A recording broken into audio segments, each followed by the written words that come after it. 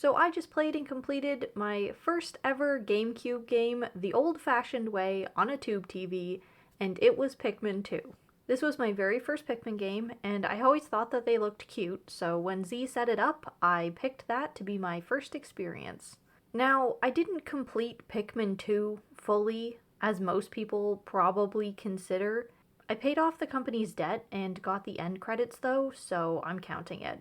After you explore the first 3 areas and get to that point of paying off the debt, a 4th area unlocks and your boss comes with you to help find Louie who's gone missing. And I haven't done a single one of the 4th area caves. I haven't fully completed majority of the caves in the base areas either, but there's a reason, and why I am making this review. Some of the game design is bullshit. I would point to the shower room area that made me the most frustrated. You go onto one floor and a bulldozer water elemental spawns, which the game announces is useless to attack in the state that it's in, whatever that means. You don't know the layout of anything yet, and if it corners you, you're just donezo and all your Pikmin are dead. I didn't complete so many dungeons because you don't get to pick your save states. It auto-saves at every new level, and you don't know when you'll get an out with a water geyser back to the surface. So I always picked the safer option of taking my boon and leaving preemptively, then go to the lowest dungeon level and be faced with something I'm woefully underprepared for.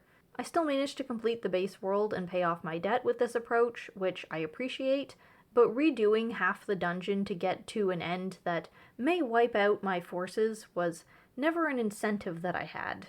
It might have been if the game told me ahead of time completing the dungeon will give you what buff, but the risk wasn't worth it not knowing.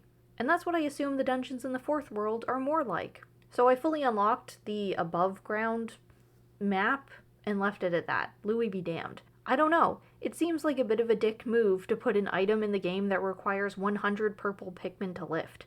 I only had about half of that when I got there, and I would have maybe tried to grind it out, but Z looked it up, and the game supposedly has coding to make purple flowers not spawn in areas if it knows you already have a certain amount of them, so I don't know what that's about. They hate players, I don't know. One of my other criticisms is that I wish that some of the loot didn't have multiple spawn locations within certain levels, because it just made room for error. I ran into a treasure that spawned in a way that the amount of Pikmin needed to carry it couldn't get around it to pick it up, so I just wasn't allowed to have it and I had to come back. I enjoyed Pikmin 2, but it was also a lot more stressful than I expected. I did have to shut the game off, and Z banned me from playing for the rest of the day because it was messing with my mental health, that my squad died, and it was unfair, and yes, I did cry about it. So I'm definitely going to play another Pikmin game, and I'll be a lot more of a completionist if some of the ease of life things get added, like manual control over saves, guidance to deal with bosses, smarter Pikmin that don't just throw themselves into the water for no reason. But mostly I just need to see a payoff in subjecting myself to the torture of getting through the amount that I have left in Pikmin 2, which I currently don't, so I'm not doing it. I know that it won't be an enjoyable experience, and my Pikmin just don't deserve that.